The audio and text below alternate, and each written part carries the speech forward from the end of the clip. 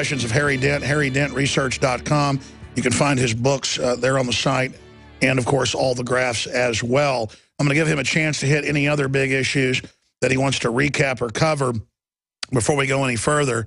But briefly here, please don't forget that it's only $5.95 a month to become an InfoWars Nightly News member. You go to InfoWarsNews.com or PrisonPlanet.tv.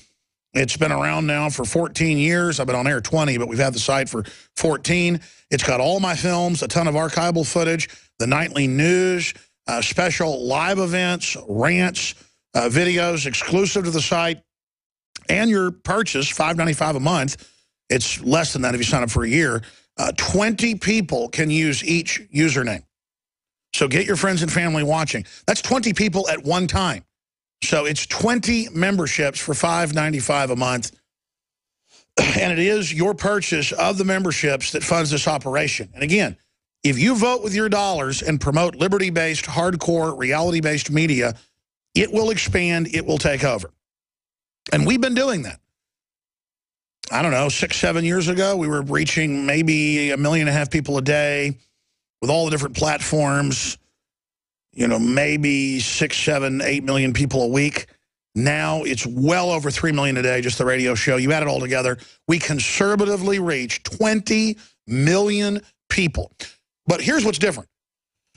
Less than half of that's in the U.S., and we are popular in the U.S., but most talk shows and things, quote, target a demographic. We don't target a demographic. We target humanity. So we have listeners in Japan and in South Africa and in Russia and in Mexico and in Brazil.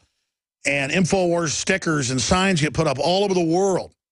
But that's 20 million people worldwide, from YouTube to all the different platforms that see our videos or listen to the radio show. We can't measure all the Facebook and Twitter and the rest of it. Conservatively, 20 million. Imagine if a fraction of the 20 million went and bought Survival Shield X2, True Nascent Iodine. That's the good halogen that so many people are deficient in. A, they would really, you know, get a good response and would come back and be repeat buyers. And then we would be massively funded to just do incredible things, dwarfing what we've done so far. We have a fraction of a fraction of a fraction of the people that tune into this radio show or watch this television simulcast that purchase the products. Look, we have our own problems. We can't keep in supply Made in America T-shirts or the Molon Labe. In fact, I'm about to have to pull the trigger on Central American or something shirts and say we don't have American in stock. We just can't get it in the numbers we want of, say, the camouflage. And I haven't done it yet. The point is that a lot of it's just the market scale. We've got to gear up to a level to where we can even reach our listeners. So it's a symbiotic situation. We don't get funded like NPR with $400+ million of taxpayer money every year. And they have pledge drives to push all their anti-human socialist garbage. We don't get billions in stimulus money like the parent company of MSNBC, who then they gave over $100 million of stimulus money directly to that outfit, and people like Rachel Maddow got raises off your tax money. They have no viewers. Of course they've got to be state-sponsored. They're really state-run media. We are funded by viewers and listeners like you. So spread the word. It's having a huge effect. Keep it up. Redouble your efforts. We're having a big effect. Really creating talking points throughout the political spectrum that get us back to Americana basic ideas, not all the fake talking points to confuse the public that establishment media puts out. We're having a huge effect.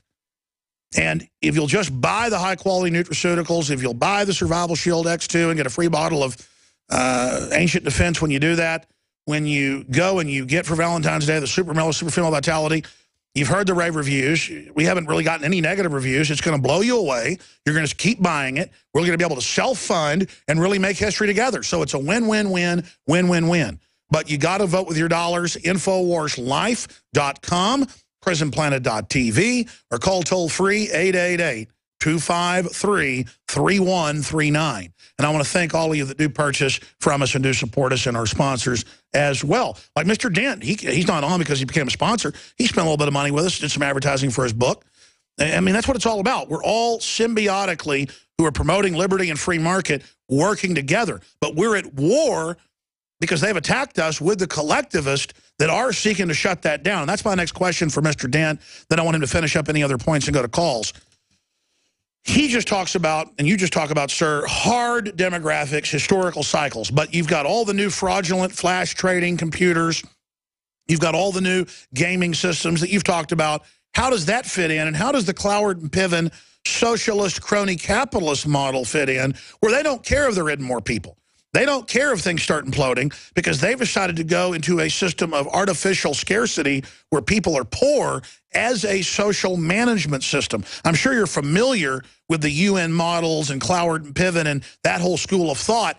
That's why they rationalize creating such economic chaos, is because the establishment for to a great extent is exempt.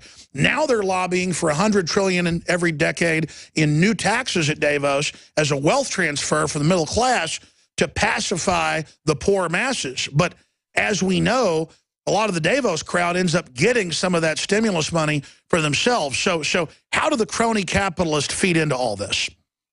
Well, it happens even in more capitalistic countries like the U.S., especially in this part of the cycle. Economists talk about money supply. We look at money velocity, the rate at which money is turning over of its own volition, not just the Fed creating more of it magically. When money supply is going up and above average, it means we're investing in the future. We're making investments that pay off with higher wages and profits and growth. But when it starts to go down, it means, oh, businesses and people are getting in a speculative mode. People are flipping condos, they're flipping tech stocks. Businesses are borrowing money cheap, but courtesy of the government, buying back their own stocks to exaggerate their earnings per share when they're not really growing that much. So you get into this speculation. When you start doing that, bubbles build. You're not really making progress. It's artificial. And then these bubbles will burst. So we're already crossed that line by our analysis, where we're going into a deflationary mode. And you can keep creating more money, but it gets spent and lent and leveraged less and less and less. And all it does is create bubbles that burst. So this is a very, very dangerous point we're at in the economy. Well, I understand the lay of the land, and you broke it down very accurately, unlike any other I know. But what I'm getting at here is, you've got this other school of thought in the ruling establishment, and it's not unified, but it's a dominant group, who openly push collectivism, socialism, and artificial scarcity, and how it's good to be poor for the general public, and how we shouldn't want better lives. They're really setting up this austerity is sexy idea as a way of re-engineering the economy scientifically to basically make people poor. I mean, I see that happening.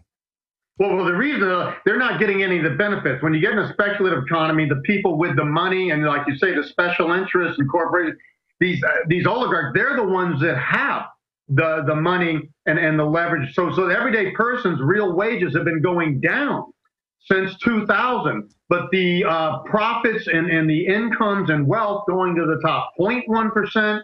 1% and 10% have skyrocketed as strongly as in the roaring 20s. So these speculative economies, which are, a lot of it is when governments push interest rates and make money free, and when they give out money in all types of ways or print money, it causes money to be abused. There is no free lunch in life, because there shouldn't be. A free lunch gets abused. And we're getting this all around the world. It can be fake programs to say they're helping the poor. Most of the foreign aid overseas into places like Africa has just gone to the warlords and the tribal leaders.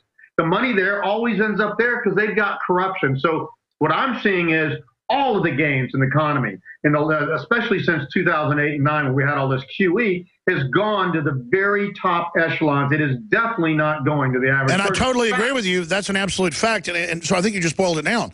We're moving towards the warlord economy, the conquest economy, away from the free market economy. It's always a mix historically. Nobody's perfect. But we're moving away from the Swiss model into the Congo model, undoubtedly. And I even see elites saying they're going to have armored redoubt cities in sectors. We're all going to be in poor grids. They're moving towards a Hunger Games model consciously, almost like they've decided it can't be fixed anyways, so why not just embrace the warlord model? Where do you see that going?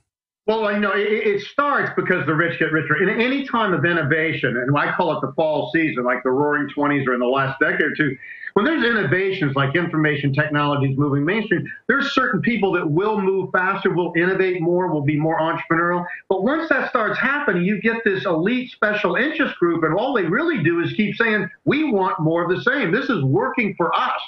And so that's what's happening. It's got motion behind it, and the government is responding to special interests and not the people. I mean, it's not just free market capitalism's failing. It does get too greedy at times, but democracy is failing here because people are not objecting to it and are letting it happen. People have got to say, no, we can't let the economy be rigged. And it is rigged. It's rigged in investments. It's rigged in by the Fed pushing up stock markets, but not wages.